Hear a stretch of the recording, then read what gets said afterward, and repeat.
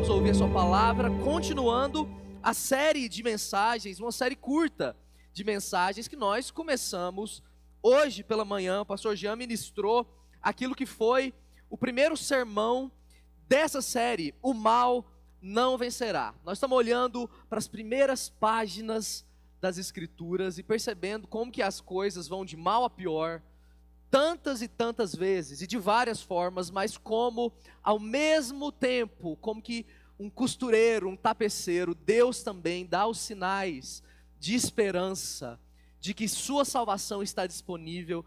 Hoje nós falamos sobre Caim e Abel, a história desses primeiros irmãos e como a vida não terminou de forma natural, mas com uma morte, um assassinato, e como isso chama a nossa atenção. Hoje a gente vai continuar imediatamente no texto. Então eu te chamo para lermos Gênesis capítulo 4, a partir do versículo 17 até o final desse capítulo. Depois a gente vai ler um pouco mais, mas vamos por enquanto em Gênesis 4, o versículo 17. Você pode acompanhar aí na sua Bíblia e deixa ela aberta, porque depois a gente vai continuar um pouco mais, ou pela projeção também. Diz assim a palavra do Senhor: Caim teve relações com sua mulher, e ela engravidou e deu à luz Enoque. Depois Caim fundou uma cidade, a qual deu o nome do seu filho Enoque. A Enoque nasceu Irade. Irade gerou Meujael, e Meujael a Metusael, e Metusael a Lameque. Lameque tomou duas mulheres, uma chamava-se Ada e a outra Zilá. Ada deu à luz a Jabal, que foi o pai daqueles que moram em tendas e criam rebanhos. O nome do irmão dele era Jubal, que foi o pai de todos os que tocam harpa e flauta. Zilá também deu à luz a um filho chamado Tubal-Caim, que fabricava todo tipo de ferramentas de bronze e de ferro. Tubal-Caim teve uma irmã chamada Naamá. Disse Lameque às suas mulheres, uma canção, uma poesia, olha só: Ada e Zilá, ouçam-me. Mulheres de Lameque, escutem minhas palavras. Eu matei um homem porque me feriu, e um menino porque me machucou. Se Caim é vingado 7 vezes, Lameque o será 77.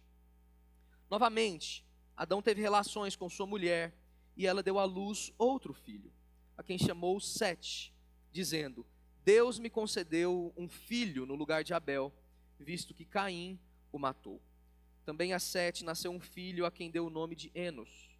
Nessa época, começou-se a invocar o nome do Senhor. Vamos orar? Palavra do Senhor para nós. Deus, estamos diante da Tua palavra, não da nossa palavra. Então as nossas expectativas querem condizer a profundidade desse livro, da revelação do Senhor. Nós queremos ouvir de Ti a Tua palavra, e se a Tua palavra é de fato a Tua palavra, ela tem poder de nos transformar profundamente, e nós buscamos isso essa noite. Nós queremos, Senhor, ser cada vez mais parecidos com o Teu Filho Jesus, e aquilo que nos transforma não é nenhum esforço da nossa mente, inteligência, do nosso braço, mas é a Tua palavra. Ela transforma assim o mais íntimo de nós. Então, em nome de Jesus, queremos ser escravos dela nesse momento, para a Tua glória, em nome de Jesus. Amém e amém. A gente sempre, como povo, espécie humana, se interessou por genealogias. Eu vou explicar. Por um lado, a gente gosta de pular esse tipo de texto. A gente vai continuar lendo, inclusive, o capítulo 5 daqui a pouco. E é daqueles que a Bíblia coloca para a gente uma lista de nomes, números e pessoas que parecem não fazer tanto sentido. Mas genealogias são uma coisa importante. Se a gente olha para a nossa história, para a nossa árvore genealógica, não é? E a gente faz isso de forma contemporânea, a gente quer saber quem é nosso pai, avô, bisavô, tataravô e assim por diante. Muito tempo atrás, até um ponto que a gente nem consegue mais traçar quem deu origem a gente, mas saber disso é saber da nossa origem. E saber da origem é, de algum modo, compor a nossa identidade. E a gente está em busca de saber quem a gente é, não é? Existe, se você não sabe, inclusive, um certo interesse aumentado por genealogias, ultimamente. Por quê? Porque ela pode render um visto na Europa. Ou, sei lá, em outro lugar, não é? Tem muita gente, através de outras tecnologias que têm surgido, que está aí tentando buscar se você não tem um avô italiano, alguma coisa do tipo, para você ter algum tipo de benefício. Seja por isso, ou por plena curiosidade, as genealogias apontam para nós quem nós somos, de alguma forma. E se a gente está no início das Escrituras, mais especificamente no início de toda a história, aqui, na gênese do mundo, é certo a gente falar sobre filhos e filhas. E quem nasceu de quem. E que história é essa? Lembre-se, o livro de Gênesis, assim como todo o Pentateuco, os primeiros 5 livros da Bíblia, foi escrito por Moisés. Ele estava, então, lá, aquele Moisés que libertou o povo no êxodo do Egito, estava precisando, era uma tarefa dele, dar identidade para o povo de Deus, que era um povo chamado, exclusivo por ele, mas precisava entender de onde veio, para onde foi e o que estava acontecendo. E Deus dá, como revelação para Moisés, essa história. História de famílias. O texto é sobre famílias. É assim que a gente avança. Se a gente olha para trás, a gente tem Adão, Eva, que criados por Deus como a humanidade, têm um mandato.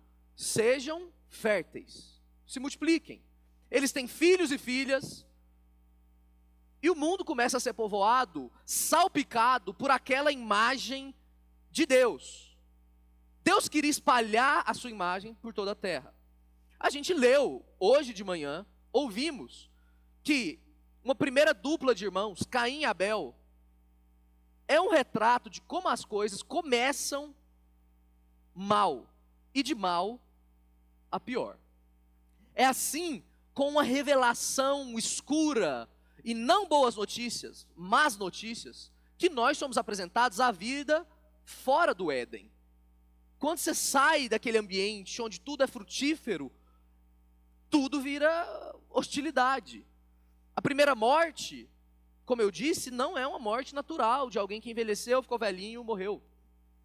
É um irmão que assassina o outro irmão. E a gente começa a perceber pistas, meus irmãos, de que no mundo de Deus existem 2 famílias. E elas não são necessariamente datadas, categorizadas pelo sangue que corre na sua veia, ou nas nossas veias. Caim e Abel eram irmãos, mas um matou o outro. Um ofereceu a Deus culto, a gente viu hoje pela manhã. O outro também, e Deus negou o culto de um e aceitou o culto de outro. E aí, entre nós, Deus está aceitando e rejeitando o culto. Como ele fez? Por causa do coração que ofertava e não por causa da oferta em si. E o culto, de fato, é um coração que reconhece a origem de todo bem. E eles estavam perto da origem, olha só. Mas, mesmo tão perto, Caim estava tão distante. E na hora de não poder matar Deus, que rejeitou a oferta, ele mata o irmão. Outra coisa importante. Às vezes, quando Deus se zanga com a gente, já que a gente não pode matar Deus, a gente mata quem? A gente fragiliza uns aos outros. Então, as coisas pioram. A gente vê que Caim sai, e é uma pena para ele andar como fugitivo, errante, sem um lugar para se estabilizar. Deus ainda assim dá uma marca e ele fala, meu Deus do céu, é muito pesado para mim essa punição, todo mundo que olhar para mim vai me matar. E Deus diz, não, eu vou te dar um sinal. E alguém que te tocar e te ferir, vai ser ferido 7 vezes mais. Então Caim foge a leste do Éden. E aí a gente tem o texto que a gente leu agora. Caim continua multiplicando famílias e filhos, famílias vão se abrindo, ramificações, como a árvore de fato, que tem ramos, e as pessoas vão, com fertilidade, povoando a terra, dentro e fora do jardim. Tudo é sobre culto, sobre adoração, seja lá o que esse povo estivesse fazendo. E culto é sobre escolher vida e morte. Caim escolheu morte, Abel tinha escolhido vida. Quem morreu foi Abel. Olha para vocês verem. A gente tem um retrato tão real quanto possível das Escrituras Sagradas. Antes da gente entrar propriamente no texto, é importante notar isso. Deus não nos esconde, meus irmãos, o quão profundamente perdidos nós estamos. O quão distante nós estamos, inclusive em famílias que deveriam agir de modo saudável, ou corresponder ao chamado de Deus. Genealogias a essa época, inclusive, existiam genealogias sumérias, por exemplo, que era registrado que existiam reis que reinaram por dezenas de milhares de anos, 40 mil anos. Isso para exaltar o poder dos reis. E a gente tem aqui, na hora de construir a identidade de um povo, esse tipo de homem e esse tipo de ação. A questão é que Caim, então, sai do jardim, no chão da vida, e as indicações são que não existe melhora para esse homem. O seu culto a Deus, sua cultura vem de culto, é a mesma raiz a palavra. O que ele produz como cultura em adoração a Deus está distante de Deus, está longe do Senhor. Então, uma primeira coisa que eu quero chamar a sua atenção é que você perceba isso. Sempre na história vão existir dois grandes grupos. Olha o versículo 17 que a gente leu. Caim teve relações com a sua mulher e ela engravidou e deu à luz a Enoque. Mas também, lá no primeiro versículo do capítulo 5, que a gente não leu ainda, também diz, esse é o registro da descendência de Adão. Deus os abençoou, chamou ele de humanidade, e eles também foram férteis e tiveram um filho. O versículo 25 do capítulo 4 diz, novamente Adão teve relações com sua mulher, e ela deu à luz outro filho, a quem chamou Sete. O que está acontecendo aqui é uma descrição, então, de dois caminhos. Dois fios que cortam a história. E a gente está nesse primeiro lugar aqui, falando de Caim, mas ao mesmo tempo existe uma mistura de coisas boas com coisas ruins, como eu disse, porque a vida é sobre isso. Não existe nada tão branco e nada tão preto, as coisas possuem uma área cinzenta, e as Escrituras mostram isso de modo muito, muito visceral para a gente, assim, porque essa é a realidade da vida. Nós vamos perceber aqui como que na linhagem ruim existia boa coisa, na boa linhagem existia coisa ruim. A pergunta é, desses dois grandes grupos, qual é o nosso grupo? Porque sempre que nós olhamos para a palavra do Senhor, essas coisas vão se diferenciando. Genealogias importam, inclusive, na hora de você ler. Então leia a genealogia, tá bom? Porque você pode descobrir muitas pérolas ali, como a gente vai falar um pouco hoje. A gente pode ler com esse olhar. Por que a Bíblia não está contemplando todas as pessoas, com todas as contas de idades possíveis? Porque ela tem um propósito, e o propósito dela é mostrar para a gente quem nós somos, quem Deus é, e como que Deus está amarrando tudo de volta em torno do seu escolhido, o seu filho Jesus. E aqui não é diferente. Moisés está contando essa história. Existe uma briga entre dois descendentes, entre duas sementes. Vocês lembram disso? Uma das condenações que Deus dá lá depois da queda é dizer que ele poria inimizade entre a descendência de Eva e a semente da serpente. Isso é uma ótima notícia. Aparentemente, a serpente queria ser amiga da humanidade. E Eva aceitou. E Deus bota o pé no meio e fala, vocês não vão ser amigos. Vocês vão ser inimigos. Glória a Deus. É uma ótima notícia. A questão é que não só a serpente com o descendente final prometido, aquele Messias, seriam inimigos, mas toda a semente toda descendência da serpente e toda descendência do prometido seriam inimigas. Então, essas duas sementes se diferenciam por duas relações diferentes com Deus.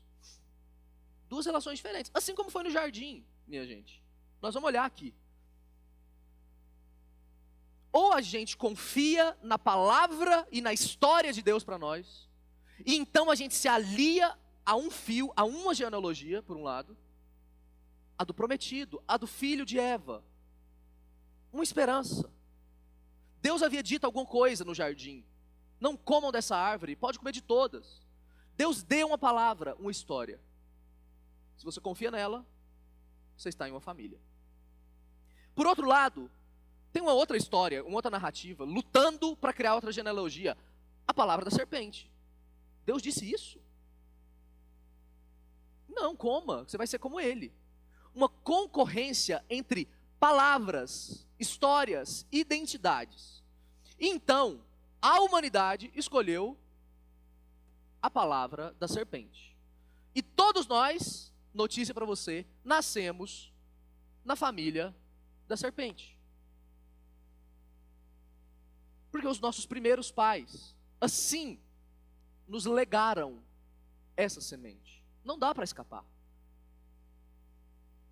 Ou a família, a semente do prometido, ou a família, a semente da serpente.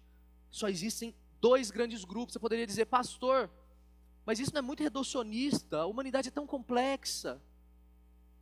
Como que você vai dividir todo mundo de cabo a rabo só em dois grupos? Claro, a gente poderia dividir pessoas pela cor do olho, pelo humor, personalidade. Mas quando o assunto é a relação com Deus, só existem dois grupos. E hoje, bem agora, a palavra coloca em xeque a gente. Nós estamos, se não em um, em outro. Não existe um terceiro grupo que não se compromete com a semente de Deus, mas apenas gosta dela. Existe aquela história piegas assim, né? Ilustrativa, de que tem alguém em cima de um muro, e aí tem Deus de um lado do muro, e tem Satanás do outro lado do muro, e aí Deus está dizendo assim, vem para o lado de cá, insistindo, vem para o lado de cá, e Satanás está em silêncio. E aí a pessoa pergunta, por que você está em silêncio e Deus está me chamando? Ele diz, porque quem está em cima do muro, já está do lado que eu quero. É uma história boba até, mas que de fato representa o que essa palavra em Gênesis diz para nós de modo radical. Dois grupos, duas sementes. Ou a gente está de um lado, ou a gente está do outro. Caim seria uma esperança? Não. Não. Ele nasceu como semente da serpente. É interessante que quando Caim nasce, Eva fala, meu Deus, obrigado, o Senhor me deu um varão. Você sabe o que estava passando na cabeça de Eva, quando a gente olha, inclusive, para as intenções da língua original aqui em Gênesis? É que a esperança dela era que agora, já em Caim, ali no filho dela, o primeiro filho, Deus ia cumprir a promessa que ele tinha dito, de um descendente dela que ia esmagar a serpente. Deus me deu um varão, e olha o que ele fez. Ao invés de esmagar a serpente, esmagou a cabeça do irmão. Tudo errado. Tudo errado. Caim não seria esperança. Por quê? Porque características não definem que família a gente é. Então preste atenção nisso, meu irmão. Esse é o primeiro aspecto de 3.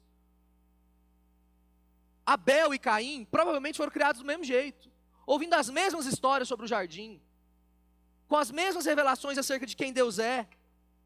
Por que um matou o outro? Porque a oferta de um foi aceita e a de outro não. Deus é parcial a esse ponto. Nascer em uma família, ser de um povo, não determina de que família você é. O próprio Senhor Jesus disse para líderes religiosos de Israel que dessas pedras, Jesus disse, estão aqui no chão, Deus pode levantar para si filhos de Abraão. E ele diz, o machado está posto na raiz. O julgamento é certo. Qual família você é? Então, ser israelita, como os judeus até hoje se arrogam, isso tem o seu valor, mas isso não determina o destino final. O próprio apóstolo Paulo vai dizer depois que o verdadeiro Israel é aqueles que pela fé, e não por genética, pela fé, confiam no verdadeiro Abrão, Jesus. O verdadeiro Israel é a igreja. De modo que as promessas para Israel se cumprem na igreja. Agora, como que a gente poderia pensar isso? Para nossa realidade, ser presbiteriano, nesse sentido, nos dá grandes benefícios, mas não sustenta a nossa filiação. Em algum momento da nossa vida, irmãos, irmãs, queridos, queridas, nós vamos ter que decidir de que família nós somos. E qual é a nossa genealogia? Olhar para trás e dizer, ou eu rompo com isso, com a minha confiança que era errada em Deus, ou eu continuo a crer naquilo que estão me ensinando. Filhos crentes, filhos jovens, mas também adultos mais velhos, é preciso repensar se nós não estamos reproduzindo a genética de Caim, achando que nós estamos dentro da promessa. Existem dois grupos, e somente dois, grandes grupos, de modo que não é tão fácil de identificar quem é quem. A gente vai olhar para esse texto que a gente leu e perceber que está misturado, e esse é um segundo aspecto. Vamos olhar então para essa primeira parte e faceta dessa genealogia que está descrita aqui, como que a família dos ímpios, os filhos da serpente, a genealogia ruim, ela só vai de mal a pior. Como eu disse, todo mundo nasce aqui. Esse é o nosso estado. Esse é o nosso primeiro nascimento, não é? Por isso que o próprio Jesus diz que a gente precisa nascer de novo. Porque o primeiro nascimento é o para condenação, né? A gente nasce a partir dessa semente pecaminosa em nós, e a gente precisa nascer de novo nesse momento onde o nosso nome entra para a genealogia, que importa. Quando a gente olha para o texto que a gente leu, então, a gente vai ver que Caim teve relações com sua mulher e continuou produzindo genealogia. Mais família, mais gente. A questão é que o problema já começa a ficar evidente. Caim, que deveria ser nômade, se você olhar para o texto que a gente leu, ou seja, vagar pela terra, porque Deus tinha falado que era para isso acontecer com ele, ele cria uma cidade, a primeira cidade. Ele se fortifica, e uma cidade, esse contexto era qualquer lugar onde tinha um mínimo de sustentabilidade, de mantimento, água, uma fortaleza, uma defesa.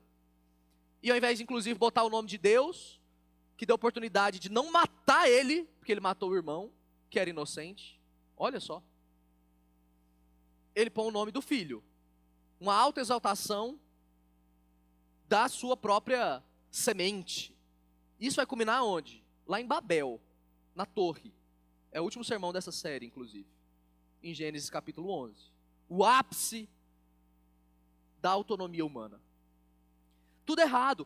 Você vai perceber que ele dá origem a um, a outro, até que nasce alguém da família de Caim chamado Lameque. Lameque é esse homem que toma para começar duas esposas. Isso não estava evidente na lei natural de Deus. Claro, isso depois na revelação, lá em Moisés, ia ficar claro que a bigamia, poligamia, não é permitida. Ela não faz sentido lógico, prático, e não é criacional. Afinal de contas, quando você casa com alguém, você vira uma só carne. Como você casa com duas e vira, seja lá o que for. Ele toma duas mulheres, não se importa com isso. Ele tem essas duas relações complicadas, meio que representando inclusive a relação dessa semente de Caim com Deus. Olha só como que hoje também não é diferente. O pecado vai de mal a pior e daqui a pouco a gente nem se impressiona com isso. A gente não se impressiona mais com alguém que tem duas relações afetivas. Isso é comum. Ninguém dá notícia, não sai no jornal. Tinha que ser, porque isso é um absurdo. Você não vai ver ninguém casando no cartório com duas pessoas. Apesar que existem regiões do mundo onde isso acontece muito. Mas a gente percebe e já ouviu falar, se não nós mesmos, já nos envolvemos de forma corpórea, sensual ou afetiva em relações que contrariam aquilo que Deus tem para nós. Mal na linhagem da serpente. Traições, adultério, defraudação. É uma característica da nossa geração. E eu repito, de modo que a gente não se impressiona mais. O pecado, inclusive, meus irmãos, de traição da igreja com o próprio Deus é chamado de adultério. Mas Lameque não faz só isso. Ele vai dizer o seguinte, daqui a pouco, como a gente leu, um poema do mal, uma música esquisita, dizendo para suas mulheres, meio que ameaçando elas, de novo, ao invés de proteger as suas mulheres, ele ameaça elas com um tipo de canto, dizendo: se Caim vai ser julgado 7 vezes, eu matei alguém porque pisou no meu pé. E quem for contra mim vai ser 77 vezes. Uma arrogância, uma prepotência, uma marca, tanto de, olha, mistura de relações erradas, ameaça a quem ele deveria proteger, um senso desproporcional de justiça, de autojustiça, justiça própria. Ele não se envergonha disso, isso tudo por causa de reputação, ou seja, o pecado está tomando proporções, e essa é a intenção autoral de Moisés ao escrever essas primeiras páginas. Isso vai culminar lá na Arca de Noé. Aqui no próximo capítulo, semana que vem a gente vai ver, domingo de manhã. As coisas tomam proporções complexas. Nós também, meus irmãos. Como que a gente já não vê aí notícia na televisão? Eu lembro uma vez, não sei quantos anos atrás isso, de ver uma notícia, aqui em Goiânia, de um homem que matou o vizinho assassinado, porque o vizinho colocou o lixo no lixeiro dele, na porta de casa. Lameque. A nossa situação não melhorou. Nós estamos misturados com a semente da serpente. Qual é o nosso lugar? Como a gente se levanta para defender a própria reputação de forma desproporcional tantas vezes? Como Lameque, a figura, o ápice. Então, essa figura de Caim vai se reproduzindo na sua genealogia e nos seus filhos. Mas olha só que interessante, no meio disso tudo existe um tipo de graça. E como eu disse, as genealogias falam sobre a vida. Nem todo filho do filho do filho do filho, todo mundo é muito mal. Tem alguma esperança no meio disso tudo. E aí a gente vai ver que, em alguns casos, e alguns filhos da origem de Caim, a gente tem grandes desenvolvimentos. Olha aí para a sua Bíblia, por exemplo, a gente tem Jabal. Jabal foi um dos filhos de Lameque. Olha só, desse homem. Ele foi o pai daqueles que moravam em tendas e criam rebanhos. Então, a primeira época onde cordeiros, vacas foram domesticadas para sustento, para comida, foi aqui com essa família, com a família da serpente. Ou só crente que canta bem? Então existe no meio da semente da serpente um tipo de graça, que a teologia chama de graça comum. Ela está espalhada. Deus está agindo, refreando o mal e dando boas notícias no meio de um céu escuro. Estrelas brilham. A gente tem o irmão dele, Jubal. Jubal foi o pai de todos que tocam harpa e tocam flauta. A música, de forma organizada, começou aqui com esse menino que viu em casa esse tipo de canção aqui do pai. Queria matar crianças porque pisaram no calo dele.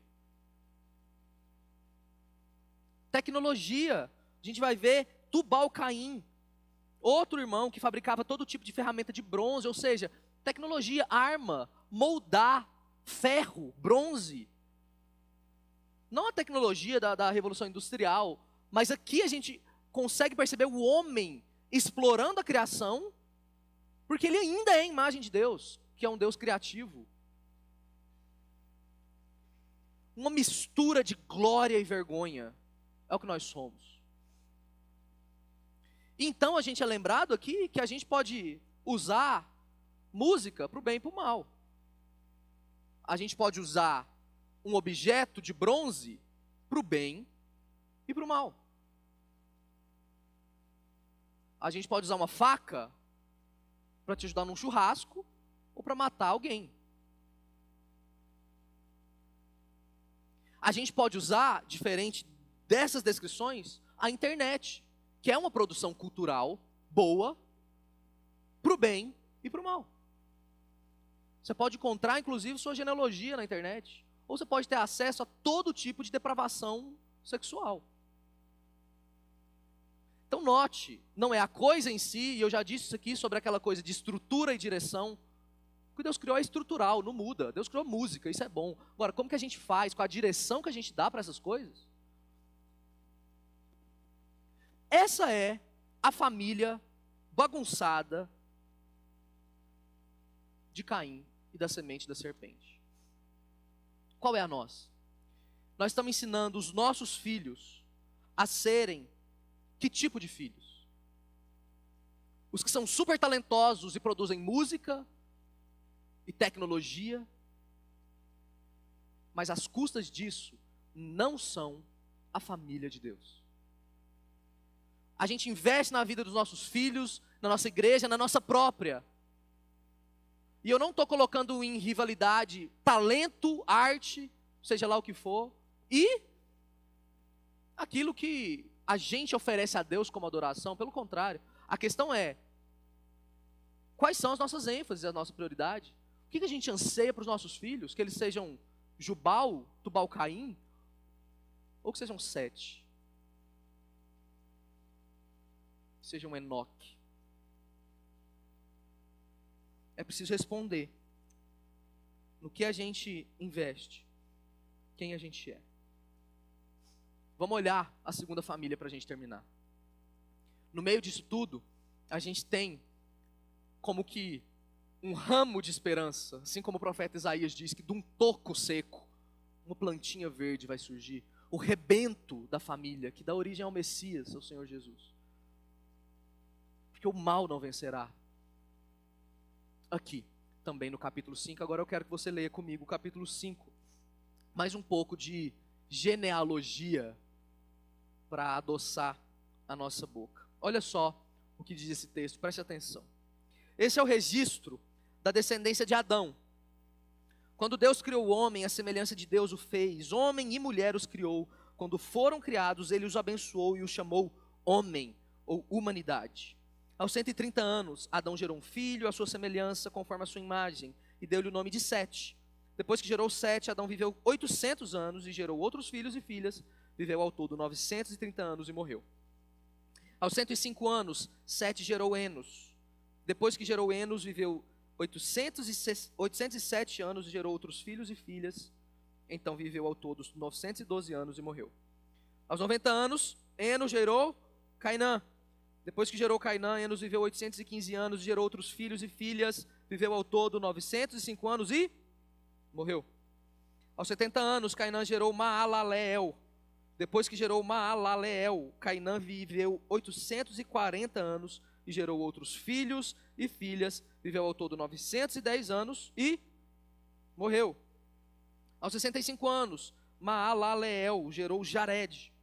Depois que gerou Jared, Maalaleel viveu 830 anos e gerou outros filhos e filhas, viveu ao todo 895 anos e morreu. Aos 162 anos, Jared gerou Enoque. Depois que gerou Enoque, Jared viveu 800 anos e gerou outros filhos e filhas, viveu ao todo 962 anos e morreu.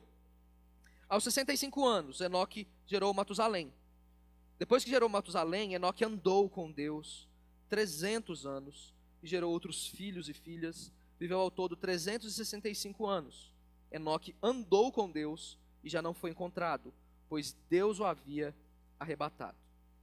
Aos 187 anos, Matusalém gerou Lameque. Esse é outro Lameque. Depois que gerou Lameque, Matusalém viveu 782 anos e gerou outros filhos e filhas. Viveu ao todo 969 anos e morreu. Aos 182 anos, Lameque gerou um filho, deu-lhe o nome de Noé. E disse: Ele nos aliviará do nosso trabalho e do sofrimento de nossas mãos, causados pela terra que o Senhor amaldiçoou. Depois que Noé nasceu, Lameque viveu 595 anos e gerou outros filhos e filhas. Viveu ao todo 777 anos e morreu. Aos 500 anos, Noé tinha gerado Sem, Cã e Jafé. Mais genealogia. Que história é essa? Nós temos aqui essa segunda família. Se a semente da serpente vai de mal a pior, a semente da fé, da família da fé, continuará. E sempre continuará. A gente notou um padrão aqui. E assim como eu disse que tem arte, beleza na família de Caim, que é uma bagunça, aqui a gente tem morte numa família que deveria servir a Deus. Qual é o padrão que a gente leu agora? Ele viveu, gerou e morreu. Viveu, gerou e morreu. E de algum modo, a gente não consegue escapar disso. Viver, gerar e morrer. E talvez a gente tenha que pensar mais um pouco sobre essa última fase da vida. Porque isso gera em nós, desperta em nós, o pensar sobre virtudes que de outro modo a gente não seria trabalhado. Mas o que a gente tem aqui é um foco nessa nova linhagem. Que mesmo que Caim tenha caído e isso se espalhado para a sua geração afora, a gente lê no final do capítulo 4 que novamente Adão e Eva têm um filho, e Deus dá um filho no lugar de Abel. É meio que está resetando a coisa e dando uma nova direção para uma nova genealogia. Deus dá, então, para Adão e Eva, um menino chamado Sete. Sete. A palavra Sete significa literalmente concedido, dado no lugar, aquele que tampa a lacuna e traz de novo algum tipo de esperança no lugar de Abel. E Abel significa vapor. Aquela mesma palavra usada em Eclesiastes, a vida é vento, vapor. A vida é sem sentido. Abel e a sua vida não faz nenhum sentido com o que a gente espera. Alguém fiel morrer desse jeito. É Hevel, é Abel. E de algum modo, Deus dá um concedido. Sete. E aí então a genealogia dá uma resetada, porque diz que a partir desse momento, começa-se a invocar o nome do Senhor. A adorar o nome. E literalmente esse invocar é, eu chamo em adoração e proclamo em resposta. Eu tenho uma relação natural e orgânica com esse Deus. A partir daqui, vai saber quantos filhos Adão e Eva tiveram. A questão é que a partir de Sete, as coisas começam a mudar. Uma nova geração começa a surgir da imagem de Adão, como o texto diz. E se Adão é a imagem de Deus, Sete também é a imagem de Deus. Está sendo transformado. Então, pela sensibilidade à adoração, a gente tem uma nova família. E isso é melhor do que cultura. Ensinar os nossos filhos a serem sensíveis e a, nos termos dessa passagem, começar a invocar o Senhor, é melhor do que ter filhos listados como quem criou a flauta e a lira. Sete foi esse homem sensível, outra vez, que começou a redefinir os rumos daquilo que Deus estava preparando e que tem a ver com você e comigo. Se você for curioso na sua leitura do texto, isso é difícil de perceber mesmo, você vai olhar e ver que de Adão, passando por Caim, Lameque é o sétimo filho a partir de Caim. Mas a partir de Sete, Enoque é o sétimo filho. E você sabe que esses números são importantes. Deus descansou e deu sentido para tudo que existe no sétimo dia. Por outro lado, é no sexto dia que a humanidade é criada. Então, esse número é sempre associado nas Escrituras como o ápice da autonomia e, nesse sentido, da família da serpente. Onde se desemboca lá na outra ponta, no 666, no número da besta. 3 vezes completamente virados para dentro. É a família da serpente. Mas se a gente perde Abel, a gente ganha 7. A gente ganha Enoque.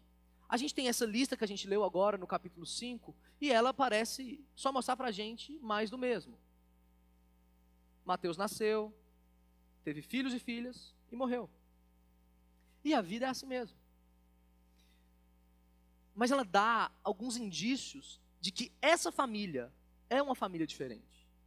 E de que Deus não havia desistido de trazer para si um povo que não se renderia à serpente, mas que lutaria contra ela.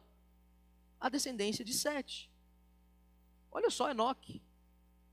O padrão é quebrado em Enoque, porque ele viveu, gerou e não morreu. O que aconteceu com Enoque? A Bíblia diz que ele andou com Deus.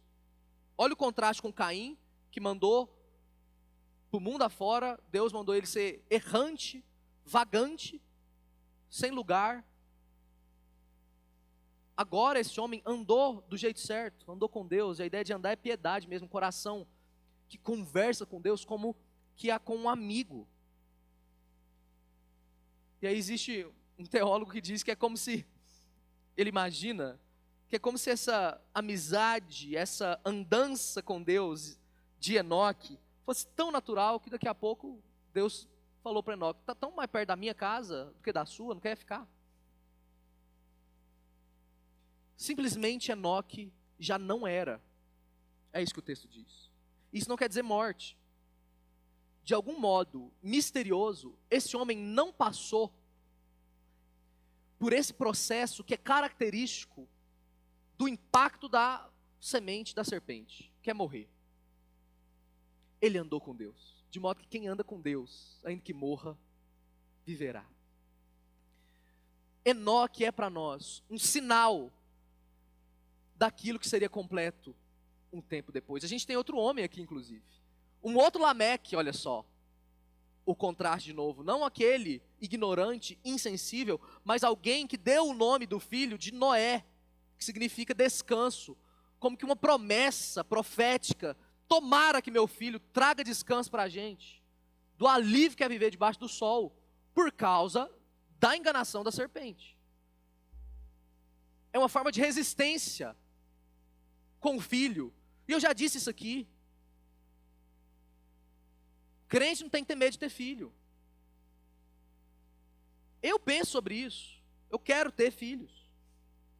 Ao mesmo tempo, eu olho para o nosso mundo e penso: o que vai ser? Meu Deus do céu. Do meu filho num mundo desse. Se eu estou lutando na minha relação com Deus. E está difícil demais. Agora, a perspectiva bíblica vira a gente de costas para perceber a mesma questão por um novo olhar. É justamente porque o mundo é assim, tomado e quebrado pelo pecado e pela semente da serpente, é que aqueles que são da família da fé, da outra genealogia, têm que botar filho no mundo. A solução para o mundo são os filhos da igreja, em nome de Jesus. E a gente vive pela coragem, não pelo medo. É um bom trabalho. O ministério dos ministérios é a família. Nós temos diante de nós, então, desse texto, para nós terminarmos a nossa meditação, famílias e famílias. Noé seria o varão escolhido, aquele prometido lá para Eva, em Gênesis 3, capítulo 15. Gênesis capítulo 3, versículo 15. Que promessa é essa? Guarda no seu coração. Deus diz que a serpente, um dia, numa luta cósmica com o filho de Eva, iria morder o calcanhar dele, como a serpente faz. Mas nesse mesmo momento, esse filho de Eva ia pisar a cabeça da serpente. Essa é a primeira vez que a promessa de um homem que consertaria de uma vez por todas as famílias da terra aparece nas Escrituras Sagradas.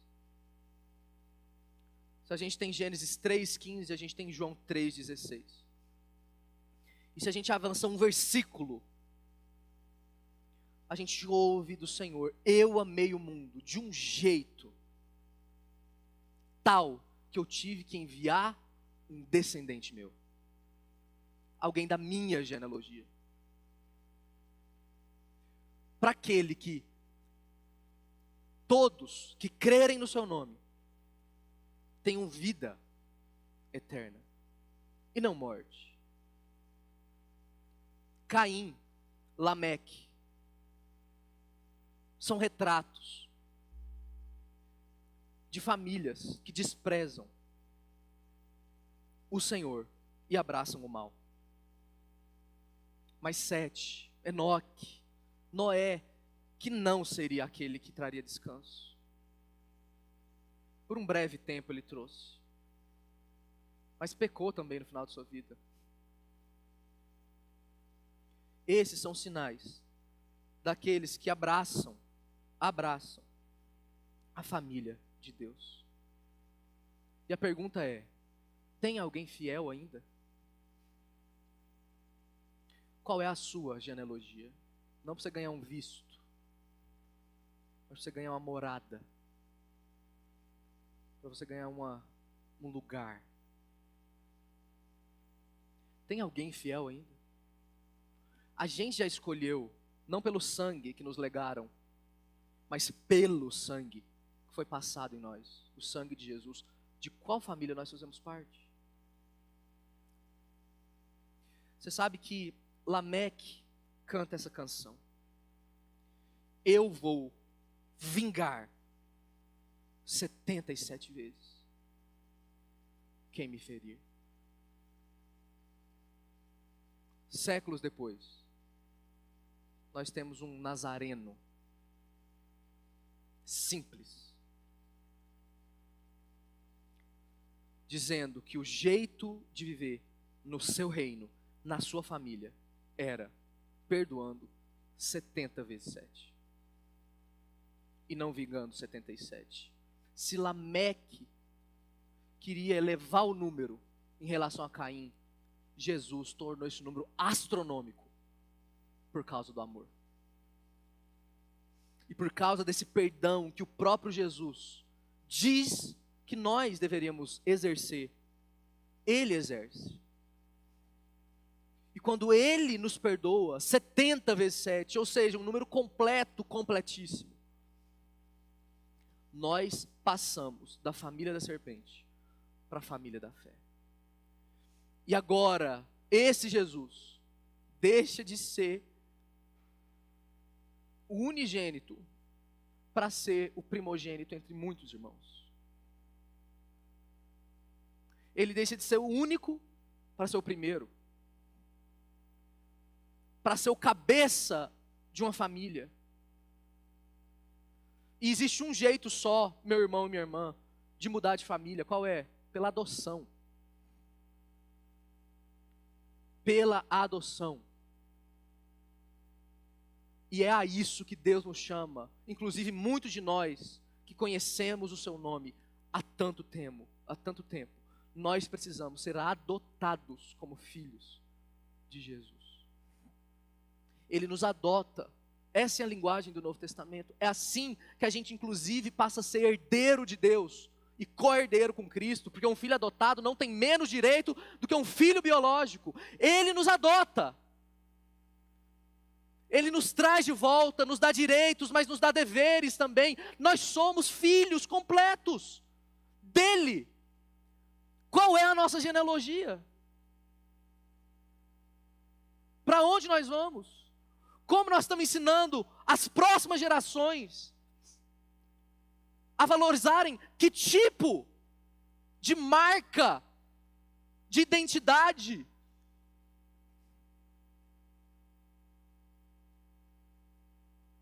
Que nós sejamos, meus irmãos, não tanto, muitas vezes, que é difícil, né? Como Enoque, alguém que andou tanto com Deus, que Deus tomou para si. Eu quero você perto de mim. Ou como Noé, ou como Sete. Que a gente seja como esses aqui, ó, que a gente nem lembra o nome. Sei lá, Cainã, Maalaleel, que não dá nem para falar direito o nome. Olha só, Jared. Grandes anônimos. Mas sabe o que eles fazem de diferente? Eles estão na genealogia certa. Então essa é a minha oração, para mim e para você, essa noite, para esse ano. Se nós não vamos alcançar, e nós temos que buscar um tipo de relacionamento que marque a nossa vida, a nossa família para sempre, a ponto que se alguém for escrever uma genealogia, dê mais tempo para o nosso nome.